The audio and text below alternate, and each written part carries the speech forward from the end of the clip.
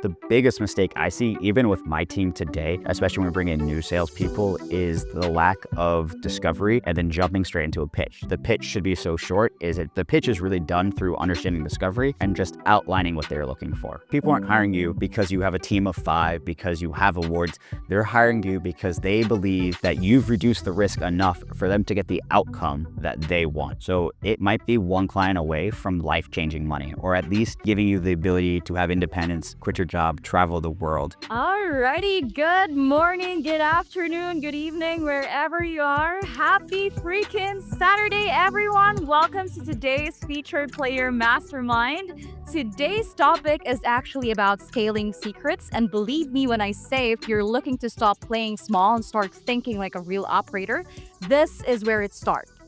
So this masterclass is for business owners who wants to move faster, but without breaking everything, the closer who wants to build systems that scale beyond themselves, the student who's actually ready to stop winging it and start building like a pro. Our featured speaker for today is someone who's deep in the game. He is actually the co-founder and CEO of Otter PR, ranked as the #1 public relations firm in the US on Clutch, G2, and Obcity. Under his leadership, Otter PR has become a 2-time Inc. 500 honoree, recognized as one of the fastest growing private companies in the US. A University of Florida engineering graduate, Scott left a Fortune 500 career to build multiple 7- to 8-figure business, including Otter PR, which has earned over 35 industry awards, including multiple CV awards and American Business Awards. And without further ado, help me welcome the man of the hour. He is actually here. I see him. His camera is turned on.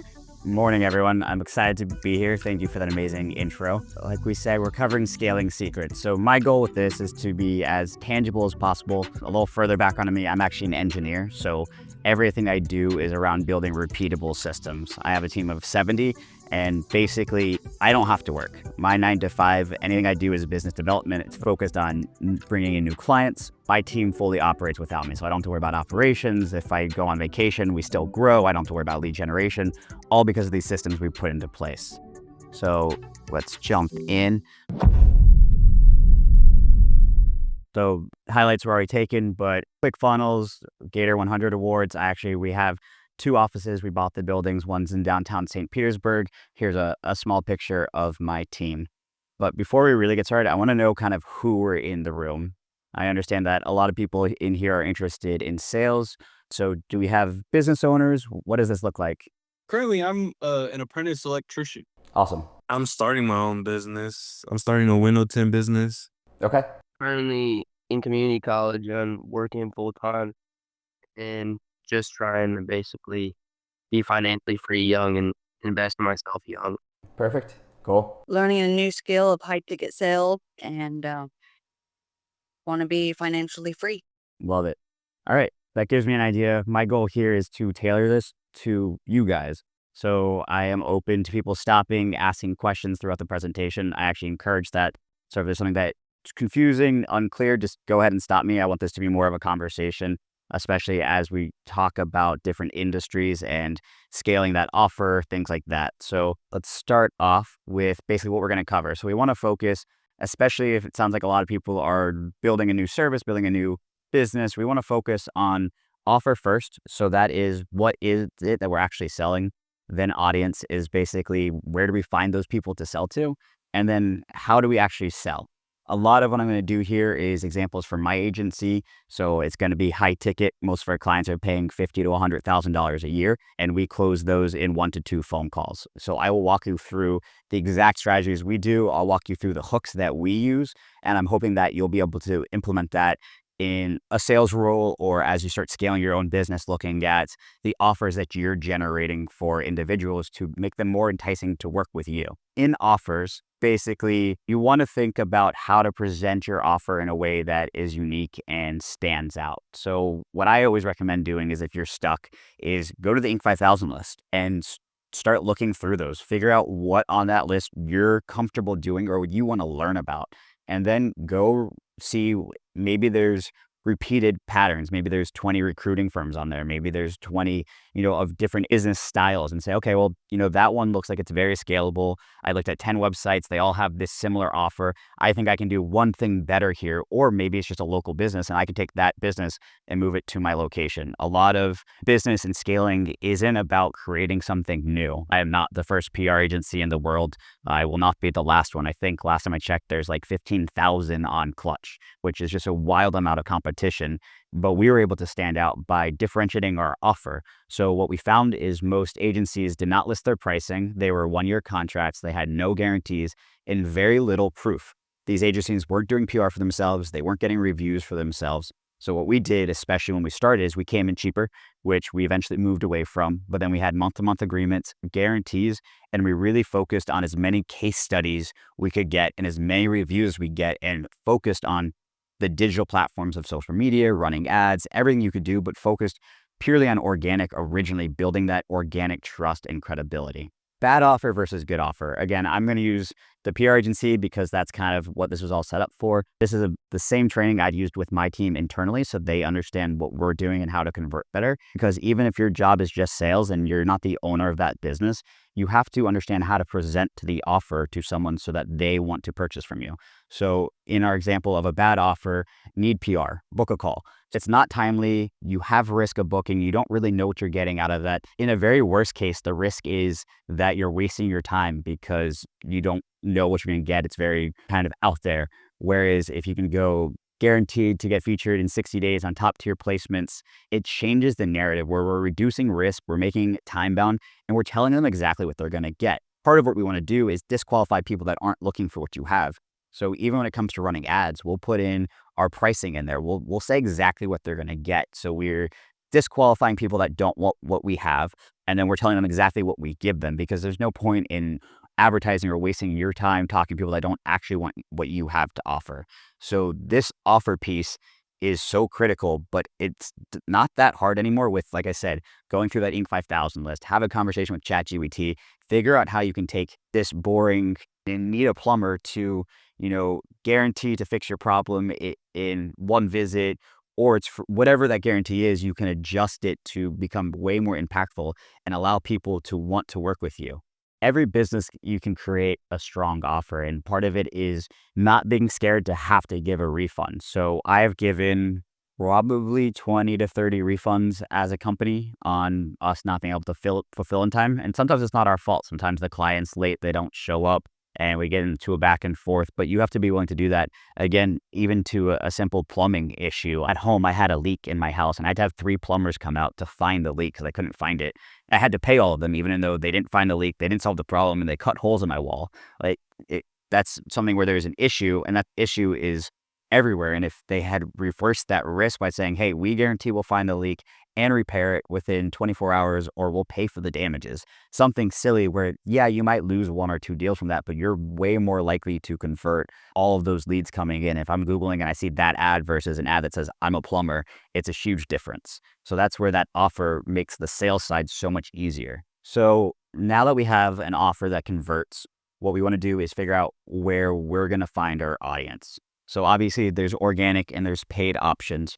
For a lot of people here, the easiest thing to do, especially if you don't own the business, is there's a lot of things you can't control. If you don't own the business, you're not running paid things for the most part. Maybe you're going to a conference, and maybe if you don't own the business, you don't want to build a whole social media channel around this and a whole voice, but you can really make a professional LinkedIn, make a professional Instagram, and then double down on things like email marketing, cold calling, SMS. My business alone has made about $20 million in email marketing. And we just have a really unique offer where we have very strong guarantees, and we found what people truly want and what they're interested in. And we use that to get them on a call. And then we have a really robust closing process.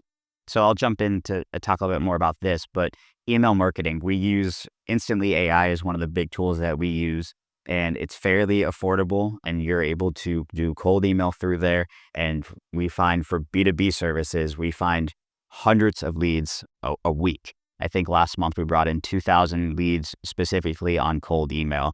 And then the sales team just has to go follow up with them and close those deals. And so the advantage of that is it's once you get to scale like that, it does become a little bit more expensive, but it's significantly cheaper than running all these paid channels. Even going to a conference might be $5,000. Masterminds could be $10,000. So you have to pay to get in front of those people. Whereas email, if you have a really strong offer, people are going to be interested in at least talking to you and learning more about what you have to say.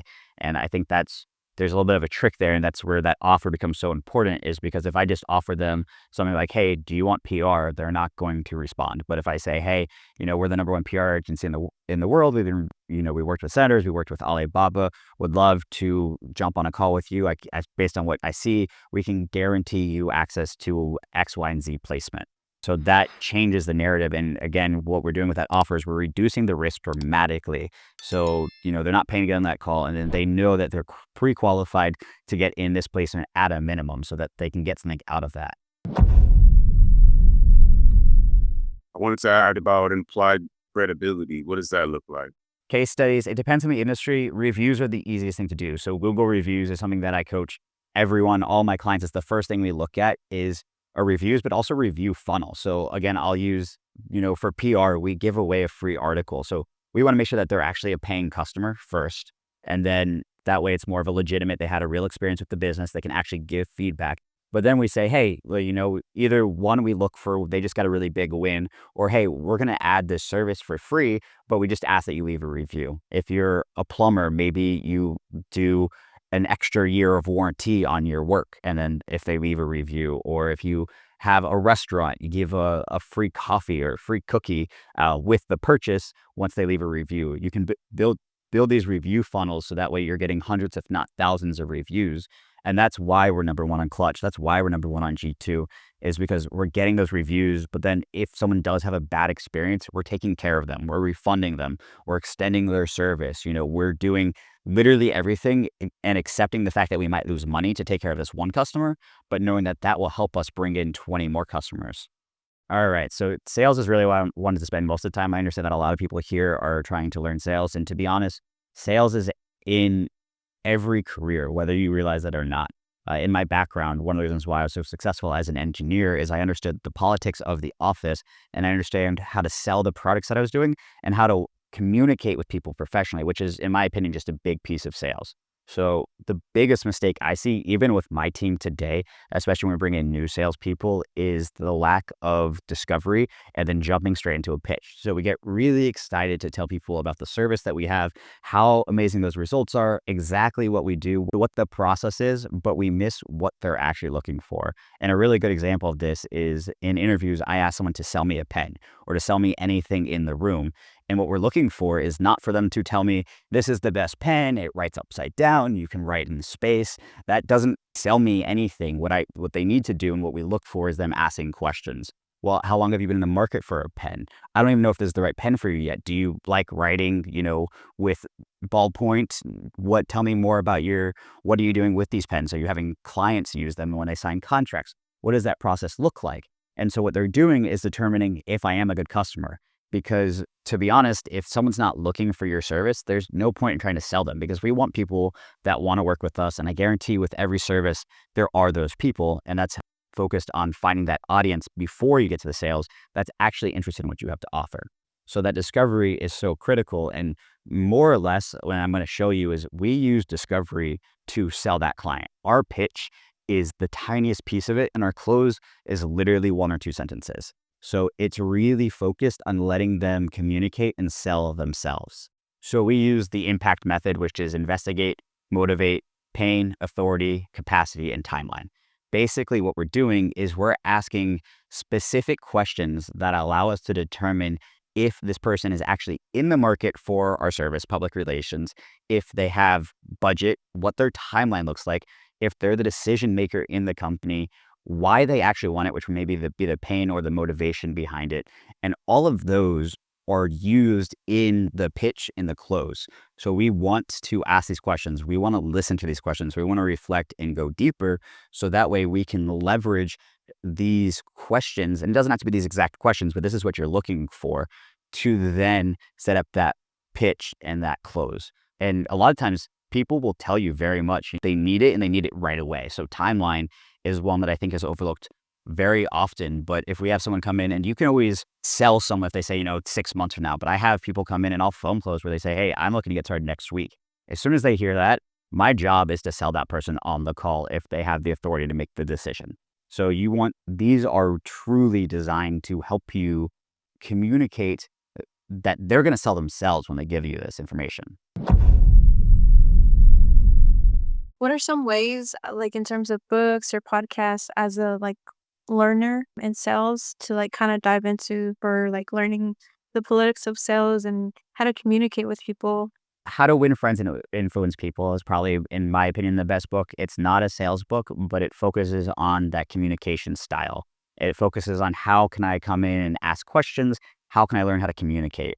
On top of that, there's learning how to understand how other people like to be communicated with. So things like Myers-Briggs and DISC, which are assessments that a lot of times your company will pay for. So if you work at a larger business and you're kind of in that leadership role, we pay for that for all of our salespeople. We do Myers-Briggs, well, we do DISC. But what it does is it tells us whether these people are more outgoing. And in that case, you want to have more of that intro conversation. So we would focus, before we get into discovery, we focus more on small talk. Or if they are in DISC, it's called a C personality, where they're very analytical, they're very direct, they want to know numbers, they want to know ROI. So I know that I want to do a much smaller intro, and that's maybe a couple seconds. We go, and these are the people that have they have the time constraints, and they would just want to go and they want very specific details. So I know how to talk to that person. Or we have more of that CEO executive who are just very direct. They want to know very simple things. They want that elevator pitch. So understanding how to communicate with managers specifically, or people you're trying to sell, is key. But How to Win Friends and Influence People is probably the first place I would start there. And then just practice, watch people, YouTube. I think that mine was over years and years of practice. Like I said, every piece of this has to do with sales. So if you've ever been in customer service, which I'm sure a lot of people have been, when you have someone who's upset, a lot of times our job is just to listen, to hear them vent. And in sales, you can use that too. So one of the questions sometimes is, for us, have you done PR in the past? Okay, did you like it? Yes or no? And if they say no, we go deeper. Okay, why didn't you like it? What about it did you not enjoy? And we allow them to vent. And then they start trusting you a little bit more, because we built a connection and a relationship through communications, which is really going to help you build that trust with that lead. But it's not just sales. It's also your leadership, your management, your boss, your coworker, your business partner. All of these things will help you be more successful. All right. So once we've done clear discovery, in my opinion, the pitch is the shortest piece of this. This is super short. We do a summary of what they told us, what their pain points were. We tailor it all to exactly what they're looking for. We quickly outline our solution, and we focus more on what the results are going to be than how we do it. I typically, as an engineer, I do highlight a little bit of how we do it. We tell them, they're getting a team, they're getting X, Y, and Z, but it's a very short part of my pitch. And then it's based on revealing. So that's where we show case studies. And that's where I spend a little bit more time, is I show the outcomes of what they want, because people aren't hiring you because you have a team of 5, because you have awards. They're hiring you because they believe that you've reduced the risk enough for them to get the outcome that they want. And that's really the magic, is you want to reduce risk and give them the outcome. And you do that through things like reviews, case studies. Even our BBB, business review, is we have no complaints and we're 5 stars. So that alone, if someone says, oh, I saw this, negative thing about you guys, I think, oh, absolutely. Sometimes people have bad experiences, but let me just show you that, on BBB, we've never had a complaint. Here are all our good reviews. Here are our case studies. And then we yield to questions. And that's where we have that conversation back and forth. And that's why the pitch should be so short, is the pitch is really done through understanding discovery and just outlining what they're looking for. I did see someone raise their hand. Was there a question? I love the acronym. What is capacity? I didn't understand that piece though. On impact. Yeah. Capacity. So capacity is their ability to actually make the purchase. So typically I view that as budget, or it can be time. So for our service, it requires maybe to 2 to 5 hours of a spokesperson's time at the company to be successful, or a marketing manager. So it's budget and time for us. Because if they can't work with us or they can't afford us, they don't have the capacity to move forward. So that is a big piece of it. And sometimes we'll be very direct. And that's why it's important to do really good discovery ahead of time, because my team, our services range from, we have a service that's $1,000 a month. We have a service that's $50,000 a month. And so if they don't know where to sell unless they're asking the correct discovery questions, and in some cases, if you can't figure it out, you just ask what their budget is. Did you have a budget in mind? Do you have an allocated budget for this? This is just learning their ability to actually work with your agency and at what level.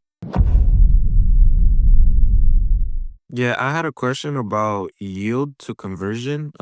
What Yeah. does that mean exactly? So yield is basically having them just have a conversation. So it's do that short elevator pitch and then follow up with, was there anything you'd like to learn more about?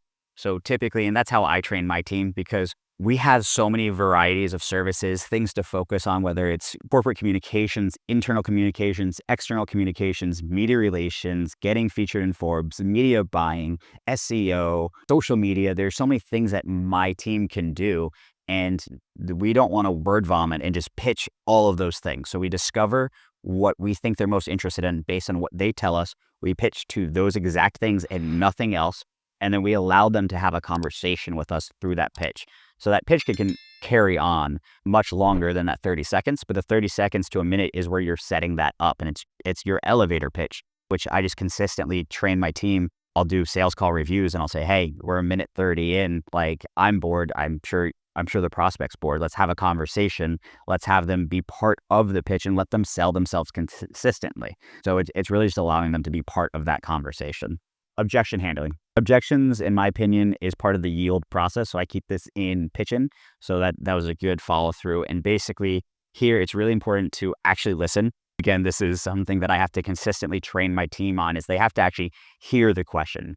You acknowledge and emphasize what you've heard. So let's talk about this from a standpoint of ROI. So, hey, Scott, I'm really interested in moving forward with you guys, but we're very ROI driven. I'm not sure, this seems very expensive. I'm not sure we're going to be able to get, the return that we're hoping for based on that spend.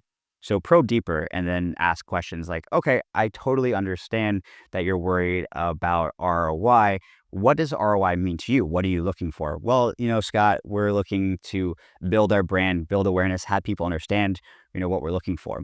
By asking that, I already know that I can sell this client, because if they said ROI is, hey, if I give you 4,000, I want 8,000 back. I sometimes will sell them away from that and say, hey, we're really focused on branding, storytelling. If you look at companies like Coca-Cola, they run millions in ads and they're building their brand. And while PR can be lead sourcing, and I have some really great case studies, I'll show you that, it's not always. So I want to make sure this is the right fit for you. But if they say you want to communicate what your service actually does, that's one of the reasons why we have such good reviews, is it's all set in the communication of our sales team. The other way is they said, well, I really want, the branding, I want the trust, I want the conversion. I'm perfect. That's exactly what we do. And at this point, I can respond and show them evidence. So I'll pull up a case study. So one of our case studies is EcoSense, and EcoSense has over 2,700 placements with us. They've been in the news with over 10 million views on their articles. And I think that based on the information you're telling me, they were in the exact same package that I'm recommending for you. And I think that, this is a case study, but I think you could have similar results. While, I can guarantee you placements, I can't guarantee you everything that they have, but I do see a lot of similarities. Would you agree? And so what we've done is we've dived into, by learning more about that objection, we've learned if it's a good fit, because in full transparency, we don't run ads for these clients. We don't run sales teams.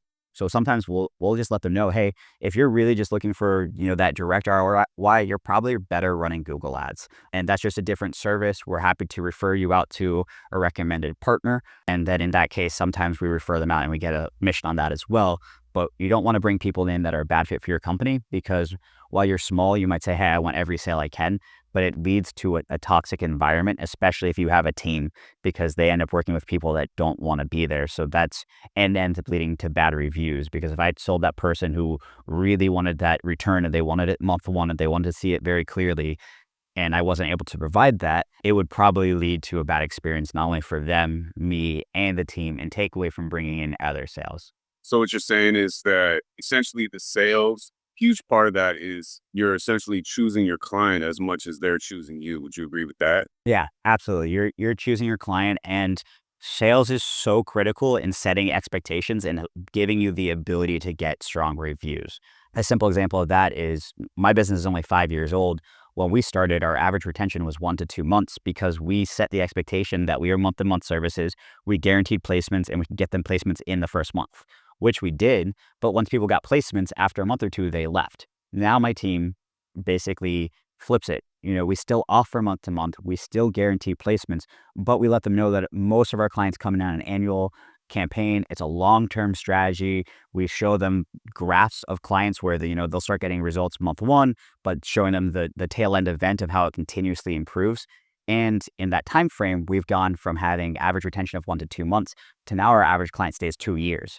And a lot of them aren't on long-term contracts. And that's solely because of, obviously, operations does a really good job, but we're setting those expectations and we're communicating who we want to work with and what they should expect by working with us.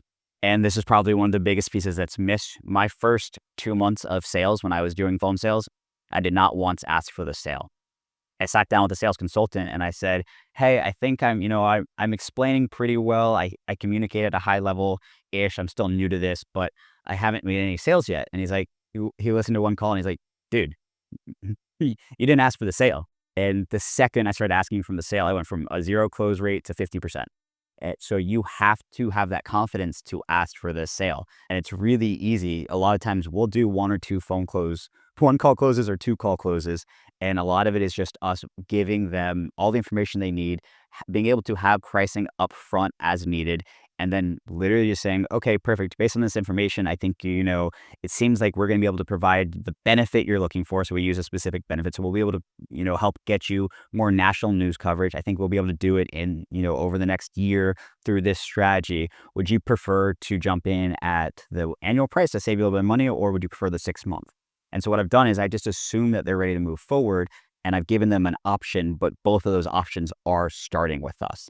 And then as much as possible, we try to take payment over the phone because people have an opportunity to change their mind, to see something negative, to call someone and decide they want to spend on ads. And it's not that we're trying to trick them into purchasing, because we generally, by discovery, believe that we have a product that will help them. Now it's our job to bring them into the service as quick as possible, get them onboarded, get them their first win. And we kind of view that as the Amazon effect. One of the reasons why Amazon Prime is so successful is because you're able to order a product, and in some places, one day or the same day you get that product, you have immediate gratification of that success. Our teams train the same way. Is we want to get them closed. We want to get them on an onboarding call. We want that onboarding call to be very professional, very meaningful, with real strategy, giving them real tangible information.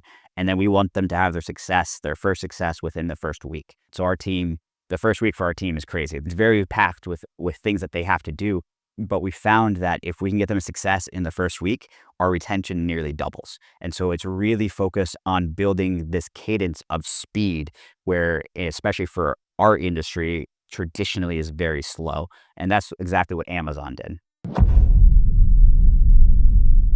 You mentioned some of your services could be anywhere from like 5,000 to 50,000. What kind of services would you get for 5,000 if you're like a small mom and pop operation trying to get exposure? So we have even smaller services. Our services start about $1,000 a month. And after the $1,000 point, basically what we're doing is it's not white glove. It's mostly automated, and it's really more focused on SEO, where we're able to do link building and get them published every single month. Usually that comes with 3 publications. What happens when we get higher up is each level becomes more curated, more white glove, higher experience. Sometimes at the 50,000 point, that's where we're coming into events. We're helping plan events. We're training their executives. We're sitting next to them during conferences and TV placements. A lot of our clients come in at that 5,000 point. That's probably our average for just a normal phone close. And that's really where it's still pretty full service. We're pitching our client every single week. We're focusing on different unique stories on how to get them national news. A lot of what we do is focus on trending news. So if there's something going on in the news, obviously COVID was a while ago, but during the COVID news cycle, no one would cover anything unless it was COVID related. So we had to take every single story and make it COVID related. Same thing as election years, as the election was wrapping up or heating up. Basically, anything we were pitching had to be somewhat related to new potential policy, what was going on legally, all these different angles that we were able to take in the news and take someone's business and make it more national. Local businesses, we focus on things like listicles, where we can say, you're the best bar in downtown St. Petersburg, you have the best restaurant X, Y, and Z. So that's what we're able to do. Normally, when you get your clients, do you normally try to get them on a month-to-month or a year contract? Good question. So we offer month-to-month, 6-month, and annual. We push all of our clients to annual, but we do a risk reduction. So what happens is our annual is significantly cheaper than our month-to-month. So our executive package on a month-to-month service is $8,000 a month, where on a annual package, it's $4,500. So it's almost 50% off. And obviously what they're doing is they're reducing the amount they have to pay, but they're increasing the risk a little bit. So it's almost a similar risk profile where they're agreeing to that full year versus 1 month. So we are able to play with that. Most of our clients are coming in at that 6 month to a year standpoint. And actually in the next slide, I'll walk you through one of the examples of how I converted someone who wanted to do month to month and moved him into a 6-month agreement. Last thing on this is closing doesn't have to be asking for the sale. So that person doesn't have capacity. If they don't have authority, meaning they're not the decision maker, they're a secretary for the CEO and they're just vetting, what you want to do is set really clear next steps and learn how to communicate to those individuals. So this is something that I'm still working on with my team, but when you sell enterprise deals, you typically are not dealing with the decision maker, you're dealing with an advocator for the decision. So my next step is not to ask them to purchase from me. My next step is, okay, thank you so much. I really appreciate your time. I understand that you're going to, go report to your CEO. Is there anything I can do to help you make this decision or to help you convince him that they're the right partner for you? So what I've done is this is part of discovery, but I've typically, if they like you, they want to be the advocator because their job is to give the team the best solution possible, but also who makes their job the easiest. When we use that plumbing example, if the plumber basically guarantees to solve the problem or they pay for all the damages they cause because I recently had a leak and there were holes in my wall, things like that, that reverses that risk of them coming in. And if you're dealing with a gatekeeper or a secretary, they see that reversal of risk, they're going to go with that person over someone else. So those clear next steps of understanding that, and then typically what my team is trained to do is we try to book a follow-up call. And sometimes people don't want to, and that's perfectly fine. We say, okay, not a problem. Well, how about this? And if you don't want to book a follow-up call, I completely understand. I don't want to take up your busy day. I will follow back up with you on Tuesday with X, Y, and Z and check in to see if it's a good time to get started. In the meantime, maybe I'll look up a little strategy ideas for you as well. Is that okay? And so we're setting that expectation and we're basically getting permission to follow back up with them because I will tell you, when there's nothing more annoying than calling a company to learn a little bit about their business and then they call you 27 times and you're like, dude, we just had a call. Like I'm not ready to make a decision. Like that's not the timeline we discussed. So all those things help you understand whether you can actually ask for that business and what those next steps need to be to respect that person's time and help them be successful a lot of times in their job role if we're doing B2B sales. All right, so this was the example of objection handling. This is a real example of a client that I had. So they basically came in and I was excited because on their intake form, they told us that they were basically ready to hire a PR firm. And then through discovery, I learned that they were looking to get more visibility. And to do that, why they wanted to do that is I followed up and learned that they wanted to get more conversions and more sales through national trust, through national news. And so I knew that this was going to be a really good client for us. It's exactly what we offered. They had been shopping around a little bit. And so I was excited just because it was the right fit. It was the right person, the right time. They had capacity. I was talking to the owner. I knew that they had budget in mind. So this is where I was just focused on this one. I wanted to phone close. I knew based on discovery that they were ready and there was no reason to push this into next week. Even if they asked, that was just a delay tactic. So I had to find out a way to communicate to this person through the pitch that we were the right service for them. So I built out my pitch based on the fact that we do exactly what they are asking. I pulled up a case study of a very similar company and said, hey, I absolutely understand, you're looking to get more visibility through media coverage. Here's a company, and it was a supplement brand. Here's a company that we've worked with who is also a supplement brand. They've gotten over 25 million views. They were on Pop Sugar. They were on all these fitness magazines. They had all this success. And I have a screenshot of their sales trending up from when they started with us. So it really reversed as much risk as possible there. Now, it was a really good call. I could tell this person was interested, but he had only one simple objection. It was, I'd like to talk to my team, and I'd also like to meet the team that's actually doing the service, because as a salesperson, we typically do a handoff. And a lot of times that's a complaint, is maybe they haven't built a really good relationship with you, that sales executive, but that handoff can be fumbled, especially if the team doesn't have a robust system and process. So I said, totally, completely understand, but based on what you said, you're looking to get started in the next week, correct? And he said yes. And I was like, we were looking at a 6-month to a year contract. And I was like, how about this? How about our 6-month is significantly cheaper than our month-to-month? Why don't I go ahead and give you that 6-month price? The first month will be risk-free. We still guarantee all the placements. We're going to give you all of the value. You'll get to meet the team. We'll get to do the strategy. And then if you're happy, you'll continue into that 6-month contract. And if not, we'll cancel, no problem, no hard feelings. And this was something that, was in your budget. How does that sound? Perfect. Okay, great. And at that point, I got the yes, and I went ahead and asked him for the credit card on the phone. And then I sat there and I plugged in the information. I made sure it ran.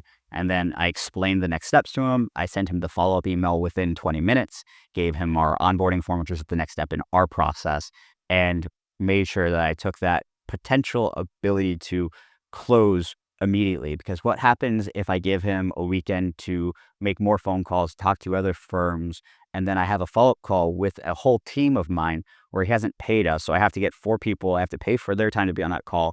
But then what if for some reason someone says something they don't like, or they oversell? They start talking about features that he doesn't care about. And it's like, well, I want my money to be spent here, not there. So there's so many ways that you could lose a really good deal by moving over a whole week. So speed and time is so critical. And so I just leaned into this one.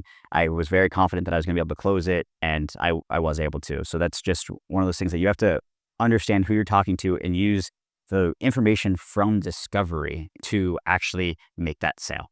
We're getting close to wrapping up. Now we're just going to do kind of our final. So I can't reiterate enough that whether you're doing sales or it's just being a part of a team in a company, listening and actually listening, understanding what people are asking for and where they're coming from is so key. That communication skill is invaluable and takes a lot of practice. So maybe even just find, outside of reading books and YouTube, find a mentor who you think is well respected and understands office politics well, because that's so overlooked. I have friends who are very skilled at their job who have gotten fired, not for not doing their job, but for not respecting the office politics and understanding that their boss is their boss, and whether they're right or wrong, there's a certain way to challenge them, a certain place to challenge them, and that will lead them to be more successful. And when you understand how they communicate, I personally like being challenged, but as an owner, I don't want to be challenged in front of my team of 70 on a Zoom call. I want someone to give me a call after and say, hey, Scott, you said this, either like maybe there was a mistake,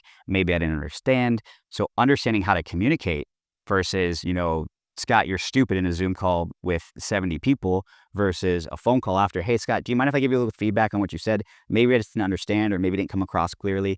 That is a huge piece of just what will make you successful and help you get raises. Because if I have one team member who is slightly below the other team member, but is very respectful, very kind, I like working with them, they're going to get the promotion over the person that edges them out a little bit better. Because I also assume that the team likes to work better with that person. And when you have a happy team, your results as a whole will go up. We have let go of top performers who did not play well with the rest of the team. And we saw our entire team more than make up for that top performer, because what they were doing is they were basically strangling the team. They were lowering energy. They were stealing from others in a sense, whether they meant to or not, and they were taking away from it. So learning how to be that team player is so critical. The next piece is customizing your pitch or your communication style, if we're not even talking about sales, to who you're talking to. So through clear discovery, through learning who that person is on your team, understand how you want to communicate. If someone on your team, your manager, has a dog and they're absolutely obsessed with their dog, there's photos of their dog. Maybe if you don't talk to them every day and you walk in, you have a question for them, first thing you should do is, how's your dog? what's going on in personal life. Build that rapport consistently on different things that they value, and don't focus on how you want to communicate or how you value. Their job is to come to you, communicate in the way you want. If they're a good leader, they'll know how to do that, but trying to understand how they want to communicate. Next step, always ask for the sale. And when I say always ask for the sale, it's if you don't have an opportunity to actually make that sale, have that clear next step. And with that follow-up, give them directions on how we're going to go about getting that sale started. So even with that, if you have a gatekeeper following up with the proposal, the case study links, and saying, I'm so excited, we booked a follow-up call on Tuesday. At that point, assuming all goes well, we'll be able to get started over the phone. So setting that expectation and clarity around what that process looks like for you. And with us building a simple process where people can get started very easily is part of the reason why we're so successful, is because if you look at other PR agencies, if you try to schedule with them, if you try to make a call, no one picks up. They get a call, they don't give you pricing. If they send a follow-up proposal, then they make you get on a 1-hour call for a pitch where they go through slides, which I find very boring. So their process, they make it a 3 to 4 call process before sometimes you even get pricing.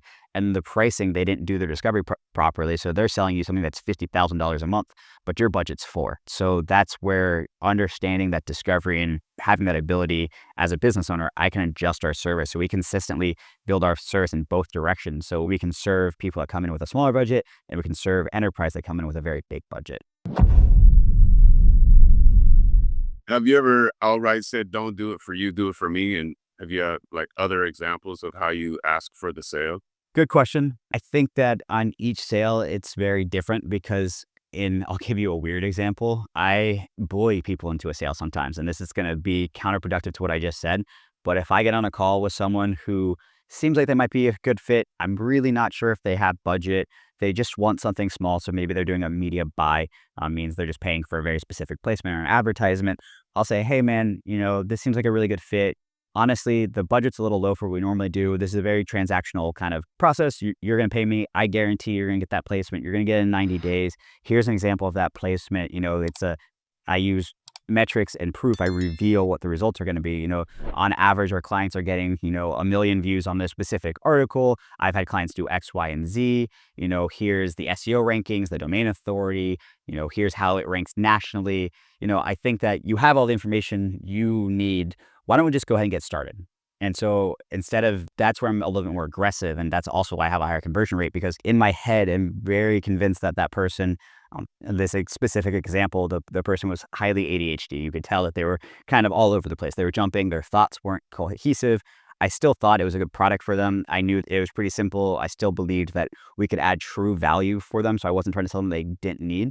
But what I was trying to do is just say, hey, just make a decision. This seems like a good fit, but I also don't want to get on a follow-up call. There's no more details that I can add to you, and there's nothing more for us to discuss.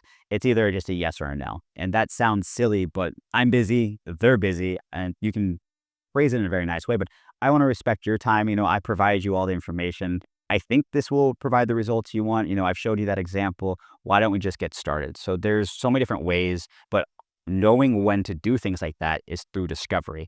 And so if I have a call like that, I send it to my team immediately and I say, hey guys, I did something a little unique here, and I push for the close in this process. Even that example that I showed before, in this process, I got a little pushy at the end.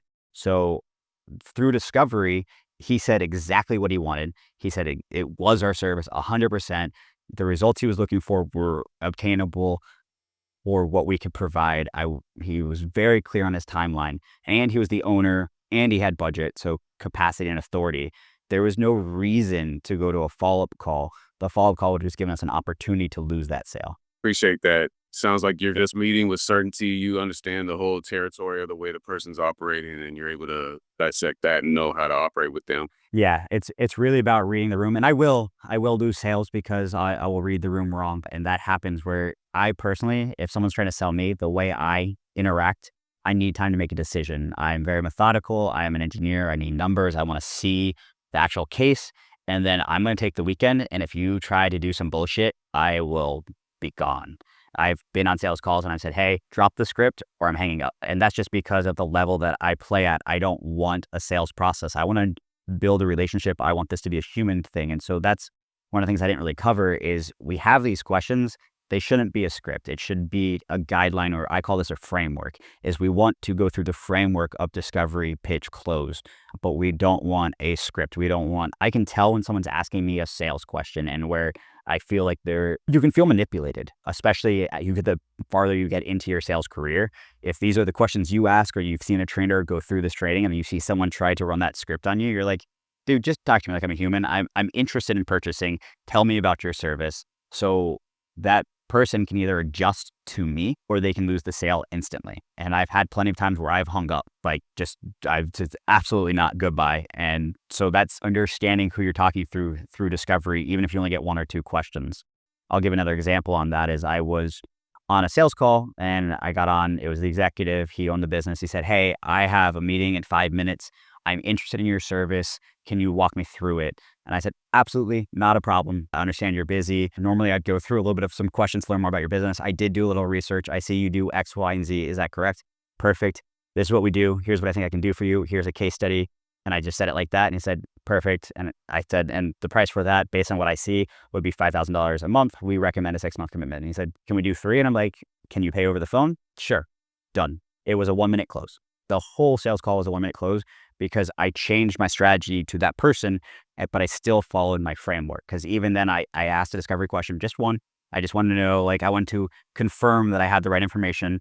And then I went into my pitch, and then I followed through to that close, and I was able to close the deal because that was the person I was talking to. We've done Q&As throughout the whole thing, but I have a free lead magnet at the end. It gets you actually a full feature on USA Wire. So I'll go to that slide in a second, but I'll just go to that slide. But if you guys have questions, go ahead and scan that. It gets you a full feature. There's also a business award. It's basically a link to all of my lead magnets. So there's some really cool, valuable things there. There's a few offers in there that you can play around with. One of my businesses, we do email marketing. We've been very successful at building the infrastructure for email marketing. So you'll see all of that as well. And that's a little bit more affordable than the $5,000 to $50,000 a month PR service, which we do also have a referral program too. So if you guys are getting into sales and trying to build a book of clientele and you see people that are interested, we pay pretty handsomely for referring good business over. But questions, please.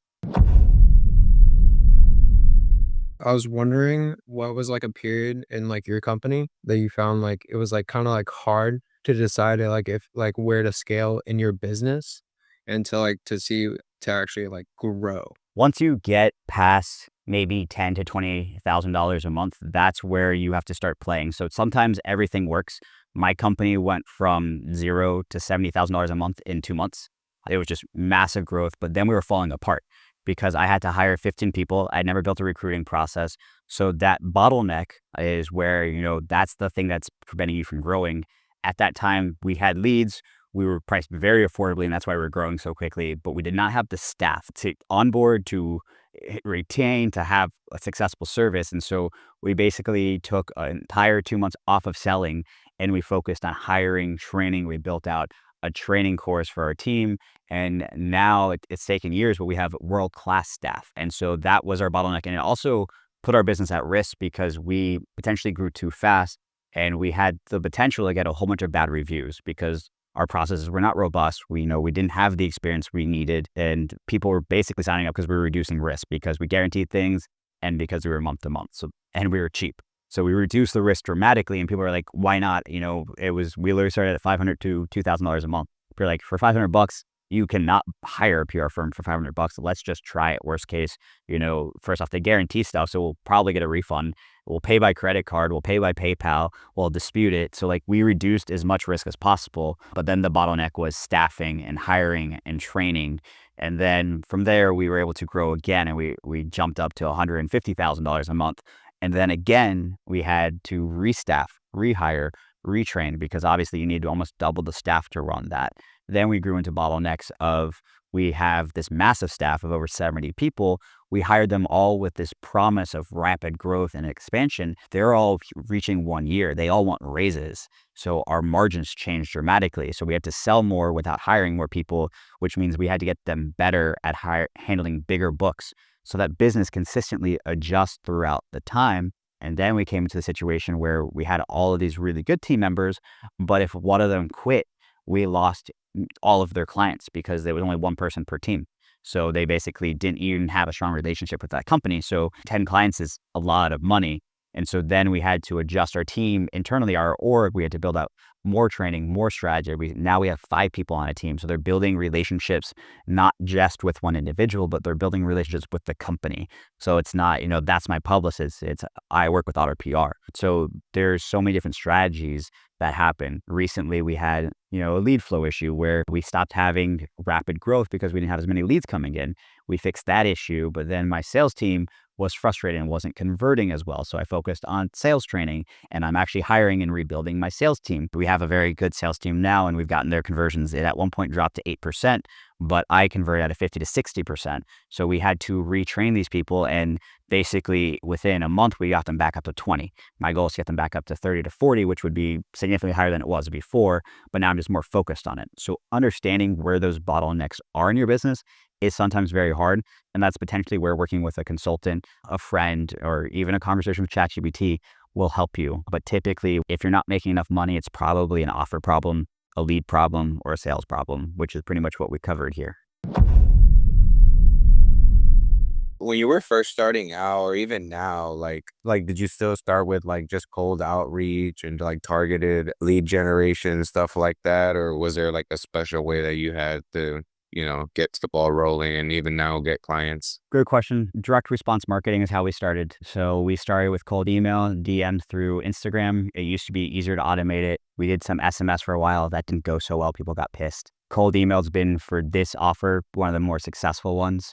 We didn't really start running successful ads until later. Our team is pretty robust at ads now, but we've even gone through problems where Alex Hormozi talks so much about lead magnets. And obviously, I'm sure most people here have talked about lead magnets. You just scan this, which brought you into a lead magnet. I'm capturing your email and your phone number, and I'm going to give you offers afterwards through that process.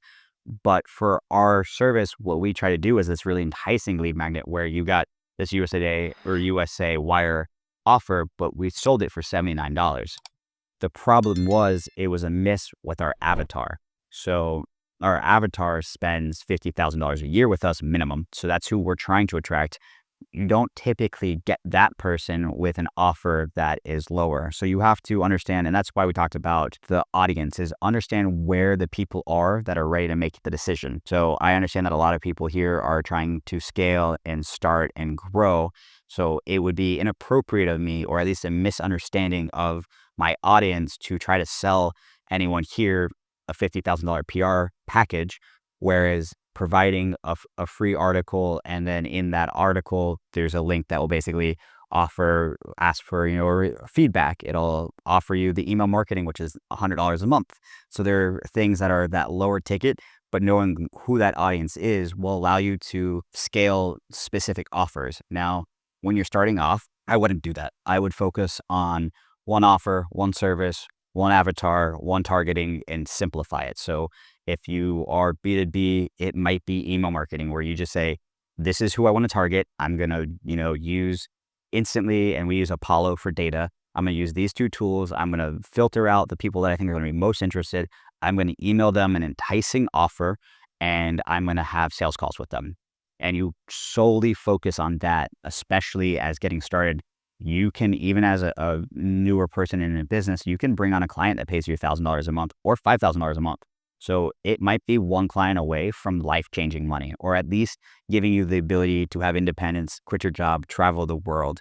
So it's just understanding that audience and where you're targeting. That's going to be so critical to understand, because if I sat here and pitched you a service that's way out of the budget of this audience, it wouldn't make any sense. Whereas if I'm in a mastermind where everyone's paying $50,000 to be there, and at that point, I don't even pitch, because those aren't the people you pitch. Those are the people you have true deep conversations with, and you learn how you can add value. And then if you have value, you pull them aside after and you say, hey, I understand that you're trying to build this. I actually have a lot of experience doing this. I can reverse some of that risk for you, and I have a team that's done it. Would you be interested in working with me? So it's just a different strategy depending on where you are. Do your sales reps work remotely, and how can I get in contact with you directly? So my sales reps do work remotely. Some of them are in office. We typically look for in office. We do have a BDR role open and account executive role. The account executive role is someone who's consistently closing $5 to $10 million a year already. It's pretty high level. But if you guys want to reach out to me directly, my Instagram is Found Scott. I do respond to those DMs. Tell me that you listen to my talk here, and then go ahead and ask a question. If you just say, hey, I'm not going to respond. So let me know where you found me. And then if there's a specific question, please ask it, because I will just ignore or delete highs and hays. I have another question. How'd you get introduced to the High Ticket Closer Academy? Good question. And this comes back to the audience. They cold DM'd Otter PR. So they reached out and made it into the CRM, and actually went to my BDR. My BDR flagged and said, hey, this actually looks interesting. They look legitimate. We pulled up the Instagram, the social media, which is, again, what we talked about is building that trust and that credibility. Is I had never heard of the academy, but I saw the work they were doing. I actually went on the YouTube. I saw videos with people like Alex Hormozy, and I was like, that's actually pretty cool. I would enjoy doing that. And typically I turn most of these down, because a lot of times we get in a webinar and it's 5 people. I like to have a little bit of bigger audience. So I spent a little bit more time on this than I normally do for a presentation, but I hope you guys appreciate it. But that's, again, the power of cold DMs, the power of email, LinkedIn. These are free tools that you can build your first sales. Which I didn't even talk about. I own supplement brands. My first supplement brand, our first $100,000 in sales was all DMs. We DM'd people and said, hey, have you heard of this? We had this offer. So I think at the time it was, if you buy one, we'll give you one to give to a friend. And to get a rebate, they had to send a picture handing it to their friend. And we used that as content creation, and we then reposted that. So it built a viral campaign for us. We ended up giving away like 10,000 bottles, but we sold significantly more. And it was all basically organic, free, and guaranteed, because they were either paying for it, or B, sending us a picture we were allowed to use. So we did cool things like that through DMing people in our community. So it wasn't a fitness supplement. It was towards the EDM community. So it's actually called Rave Doctor. It's a supplement. It's like a multivitamin. So we would just DM people that were going to festivals. We do geotags around EDC Orlando and start DMing them, messaging them. We had a whole team. We'd automate some of it, and we just built that organic relationship. And 2 years later, we had a competitor launch with, it had to have been at least $500,000, and they went under in 3 months because they didn't build a community. They didn't build a relationship. They weren't talking. They were just showing off. They weren't talking to their audience. And so that's a big thing about talking here. And what we talked about with that offer is the offer needs to fit who you're talking to. So that ability to either, one, turn away business and say, hey, I am only looking for this person because I'm a small team and I know that I'm going to maximize profit by focusing on what I'm good at, which is the best way to start. And then 2, as you get bigger, if you want, you can say, hey, I now have a really robust team running this. I'm going to do some business development on a low ticket offer that's $1,000 a month. That way, if people come in and say, hey, I can only do this, absolutely not a problem. We have this actually amazing service. Obviously, it's not as white glove, like Alibaba wouldn't be doing this, but we've done this for X, Y, and Z, and this is the results they've gotten. You could expect similar. I wanted to touch on when you were talking about, like, when we're on the calls and the prospect just goes and says, he just dropped the script and tell me what's up. What was your best line when it came to those type of people? Because you're trying to tell them about the product, but you're not trying to go off the script. It's just a little hard. How do you really, like, just make it casual without actually sounding like you're reading off the script, even though, like, you kind of need it in a sense of, like, product knowledge? I mean, that's a good question. So that's why my team isn't trained on framework. So everyone asks different discovery questions based on who they're talking to. They do different research, and it really is going to depend on that person. So if you're talking to me and you're doing discovery, I'll let them, an individual salesperson, go through a couple questions, but some sales questions can feel very manipulative, especially if you know what they're doing. And typically, I can just use my example because I think that's the easiest. Is I'll say, listen, I've already done research. I'm already on the call. I'm already somewhat interested in the service. I would really like to hear, how you do it, because I'm I'm an engineer. I want to know the actual process. And then I want to know the price. If you can't do that on this call, probably not the right fit for me. So sometimes you just have to say, I'm, completely understand. Maybe it's not the right fit for you. And you walk away from that, because again, as a smaller team, if you're not working for another company, you're just trying to build clients you want to work with. So maybe you don't want to work with me. Maybe I'm a pain in the ass. The other piece of it is like, absolutely. How about this? Since it seems like you've done some research and you already know what you want, and you want me to drop the script, why don't we just flip it and I'll let you ask questions, and then I can kind of direct you, and I'll do some screen shares through, the materials that I have, if that's okay with you. So you can allow them to take a little bit of control. And then through that, you'll start asking questions because you do still want to try to control the direction of that. You still want to control the framework. You don't want them to go off on a tangent. So you still want to have some power, and they'll ask you questions, and your job by responding is that objection handling is to also control the direction still without them quite knowing. So for us, a lot of people come in and they want to buy social media from us. And we have a very small social media team. We do social media, but we do enterprise. I literally, when I'm selling it, I call it boring social media. We do business card style social media. We do a post that looks professional and clean and not designed for engagement. It just shows that, you're still in business, you're still producing content, you're resharing stuff, but it's really not, the modern day attention grabbing social media that an entrepreneur should probably have. And then I reframe it, and then I will say, what we are very good at is X, Y, and Z. So not only have I been able to let them ask their questions, but then I redirect it to what we're good at. And I ideally have gained a little bit of trust. And this usually works as I say, we offer that service, but I think from what you told me, your expectations are gonna be a little too high for that service because I don't think it'll be the right match. But this one, based on what you told me, I think is the right fit for you. So they've gained trust by you walking them away from maybe a bad decision and wasting money. That's awesome, man. Hey, I appreciate that. That really helps. But yeah, how'd you guys like the mastermind? Y'all like this?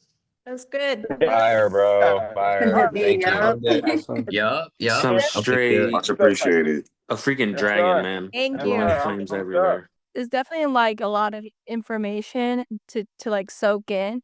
I think what really gets everybody going, if we physically do that, if we physically get the opportunity to connect with, Limelight or you both, and have the opportunity to see hands-on what is it like to sell this product or that product, that would really make the whole circle like completed, because there's a lot of wonderful information you provided, and that's very informative.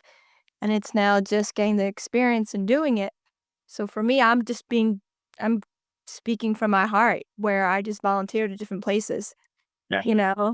So volunteering for me is something that ties in with my business that I'm building, and then being able to grow, start writing like quote pamphlets, do a website design, things like that, creating a logo, all those verbiage, all those things that I'm working on. And then hearing this, I was like, okay, I feel like I'm in the right path. Now it's just getting used to the verbiage and the selling of everything and connecting. I think what starts off the really good business is when you really speak it from experience and hands-on through your own story. Yeah, and Appreciate that. partner with the best people at the company. Find out if you're doing door knocking, ask the boss who's the best, who's closing the most deals. Let me shadow them. Let me follow them. Let me work with them. That is the quickest way to accelerate because they have a script. I promise you, it's not written down. They're not going to be able to share it with you. They don't want to share it with you. But most people will say, yeah, absolutely. You can follow me. You can shadow me. My BDRs get on calls with account executives so they can learn how to better communicate our service and answer objections to hand them off in a better situation. We record our best sales calls. I have a library of all of our successful closes. Typically, when we hire someone, they go through a training program. They watch 30 sales calls where we've closed those deals, and they see how we're communicating, how we handle objections, what that workflow will look like, how they communicate differently with one person versus the other. And so all of that will help you be more successful. Yeah, I appreciate you guys. Have a great day, everyone.